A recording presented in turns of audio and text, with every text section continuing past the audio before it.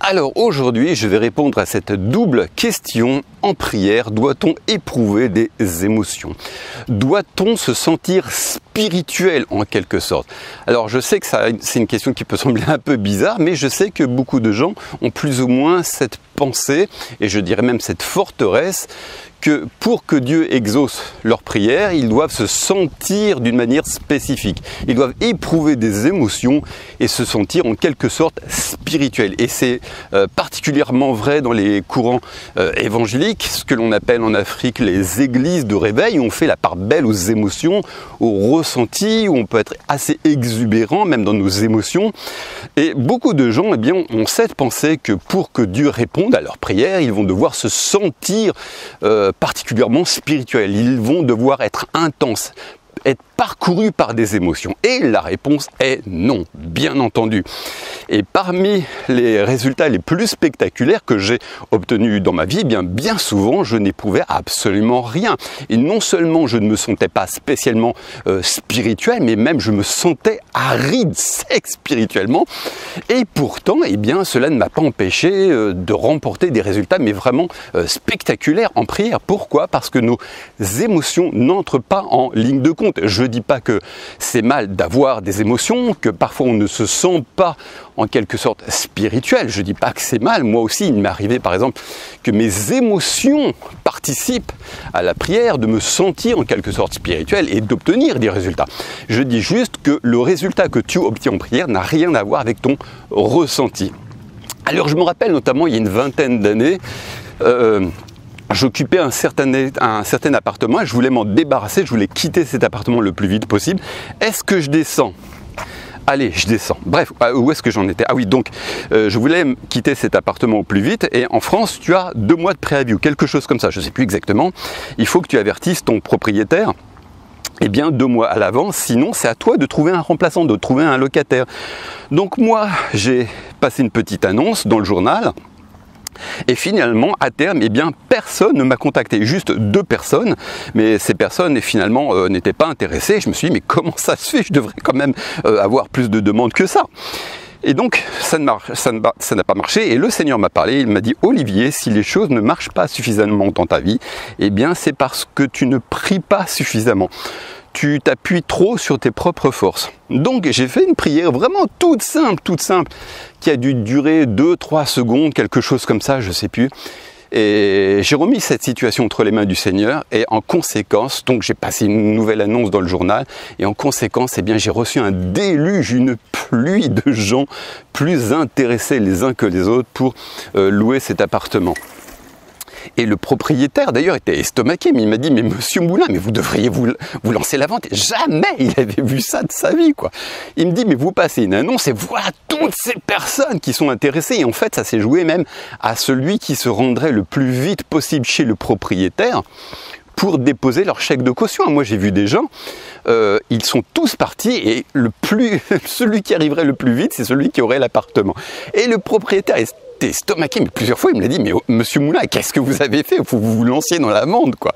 Et bref, tout ça c'est le résultat de la prière. Alors où est-ce que je veux en venir en vous racontant cette histoire?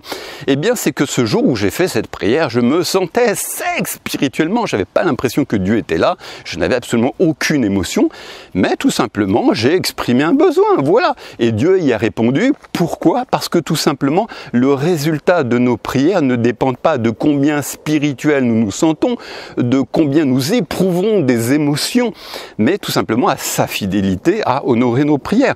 Jésus a dit la chose suivante, demandez et l'on vous donnera, cherchez et vous trouverez, frappez et l'on vous ouvrira, car quiconque demande reçoit, celui qui cherche trouve et l'on ouvrira à celui qui frappe. Donc la fidélité de Dieu dépend de sa parole et non pas de votre ressenti. Si vous attendez d'éprouver des émotions, de vous sentir d'une manière spécifique avant de faire quelque chose, vous ne ferez jamais rien. En tant que croyants, nous marchons par la foi. Et c'est quoi marcher par la foi? Entre autres, il peut y avoir plusieurs définitions, mais l'une d'entre elles, c'est tout simplement de marcher sur sa parole.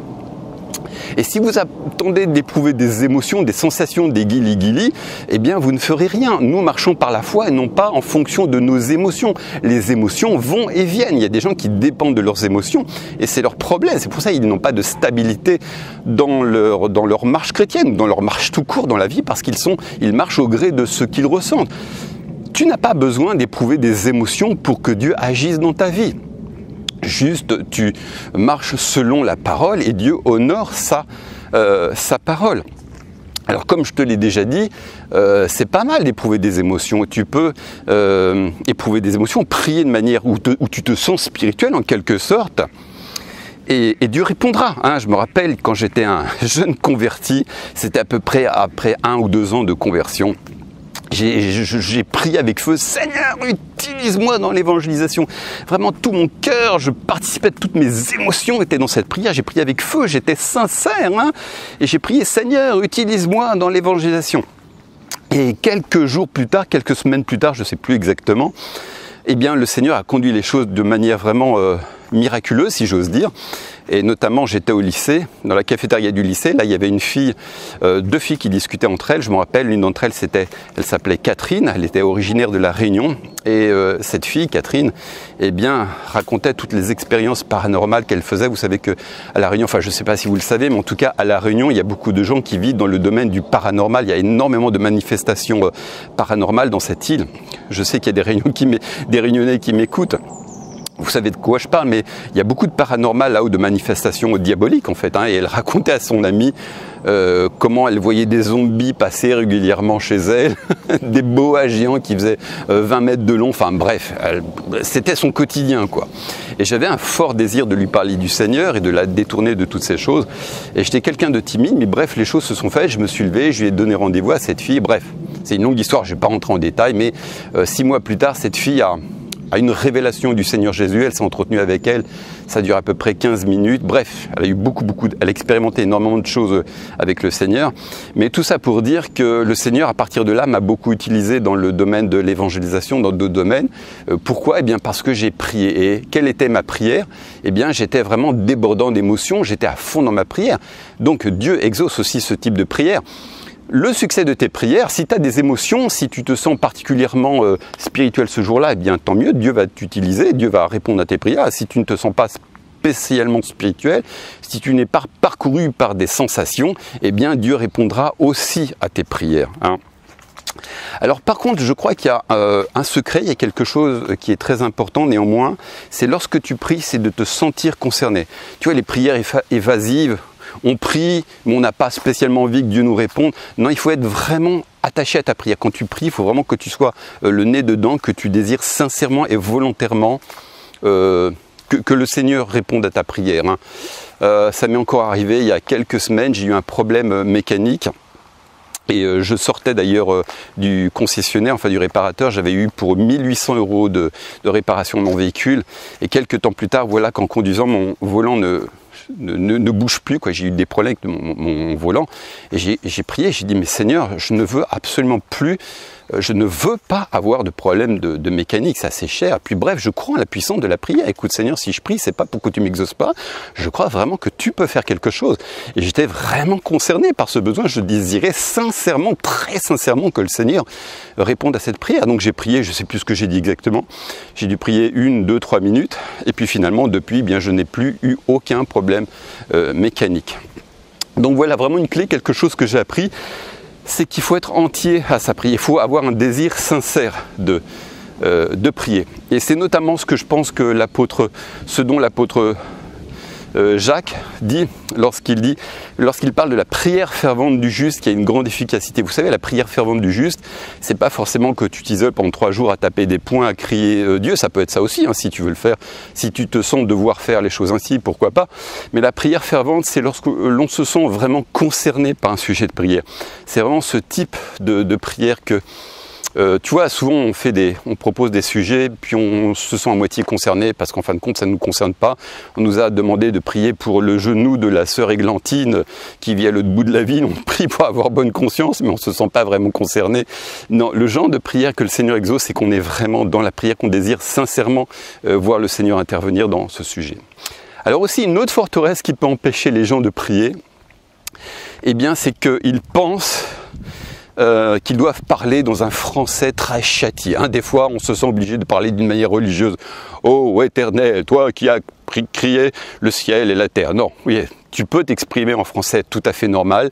Tu n'es pas obligé de rentrer dans tous les détails, d'expliquer toute la situation au Seigneur.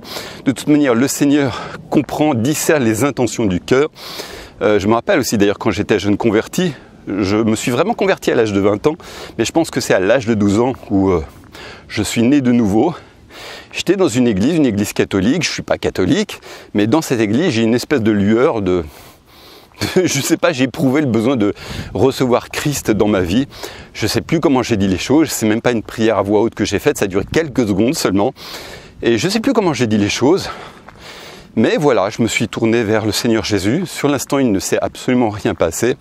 Et environ 2-3 heures plus tard, j'étais en bout de table et mon père m'a demandé de m'adresser à des gens, aux gens qui étaient en face de moi, à table.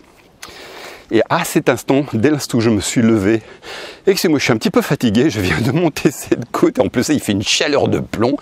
Bref, et au moment où je me suis levé, j'ai senti la puissance de Dieu descendre sur moi. J'ai éprouvé un amour d'une intensité absolument extraordinaire. Et depuis ce jour, eh bien, je n'ai eu de cesse de chercher les places où je pourrais prêcher, où je pourrais parler, où je pourrais m'adresser au plus grand nombre. Et par rétrospective, eh bien, je m'aperçois que c'est à partir de ce jour où le Seigneur m'a oint pour mon ministère, pour prêcher devant des foules. Alors je ne m'en suis pas rendu compte à l'instant que c'était Dieu qui me visitait, c'est aujourd'hui avec le recul.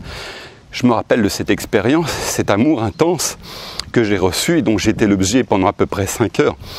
Et où est-ce que je vais en venir avec cette histoire? Eh bien, c'est que lorsque j'ai prié, que j'ai accepté le Seigneur, que j'ai reçu le Seigneur dans ma vie, je ne me suis pas spécialement bien exprimé. Je n'ai pas fait une prière kilométrique. Mais Dieu connaît les intentions du cœur. Je n'ai pas fait la formule classique avec introduction, développement, conclusion, vous voyez. Je me suis exprimé avec mes mots à moi. Tu n'es pas obligé de donner tous les détails, d'expliquer de fond en comble ta situation. Tu t'adresses au Seigneur avec des mots simples. Et même si tu t'exprimes mal, le Seigneur comprend ta prière. Alors pourquoi est-ce que je parle de tout ça? Eh bien parce que souvent nous sommes liés par des petites choses, par des petits raisonnements et qui conduisent à de grands obstacles parfois. Donc il faut abattre, on peut renverser tous ces faux raisonnements qui bloquent en quelque sorte notre foi. La plupart des gens sont liés par des petites choses toutes simples de la vie, mais voilà, c'était une question à laquelle il fallait répondre. Donc mon frère et ma sœur, tu peux imposer les mains aux malades et ils seront guéris, même si tu ne te sens pas spirituel, même si tu n'es pas rempli d'émotions, voilà, que tu n'as aucune sensation. Moi, il m'est arrivé, je me rappelle, un jour, j'avais organisé une petite réunion d'évangélisation chez moi. Le but était d'inviter des non-croyants et de témoigner, et puis ensuite de prier pour eux, éventuellement, s'ils le voulaient. Et j'avais fait venir un collègue de travail, c'était un musulman, il s'appelait Jamel. Je lui ai dit, écoute, alors il me disait qu'il avait une certaine maladie récurrente. Je lui ai dit, Jamel, est-ce que tu veux que je prie pour toi? Et j'ai prié pour lui et je peux vous garantir que je n'avais aucune foi en ma prière. J'ai prié presque d'une manière mécanique, quoi, mais je n'éprouvais absolument rien, je n'avais même aucune assurance en l'efficacité de ma prière. Donc je lui ai imposé les mains, je ne sais plus comment j'ai dit les choses, bref, j'ai dû chasser sa maladie. Et bref, finalement, il m'a contacté quelques mois plus tard pour m'apprendre que depuis ce jour où j'avais prié pour lui, eh bien, il n'avait plus jamais été malade de cette maladie. Le Seigneur l'avait guéri. Tout ça pour dire que lorsque j'ai prié, je n'avais même pas la foi pour ça. Je n'éprouvais aucune émotion, je n'avais aucune garantie que ma prière fonctionne. Et pourtant, le Seigneur a guéri cet homme. Donc, le résultat que tu obtiens dans ta vie ne dépend pas de combien spirituel tu te sens, de combien tu es parcouru par des émotions. Juste, le Seigneur honore ta prière. Il a dit, imposez les mains aux malades et les malades seront guéris. Tu imposes les mains aux malades et les malades sont guéris. Peu importe comment tu te sens, juste tu honores la parole, tu honores le Seigneur en répondant positivement à cette instruction, et le Seigneur t'utilise. Voilà. Écoute, ça sera tout pour moi. Je te donne rendez-vous pour une prochaine vidéo. Ciao!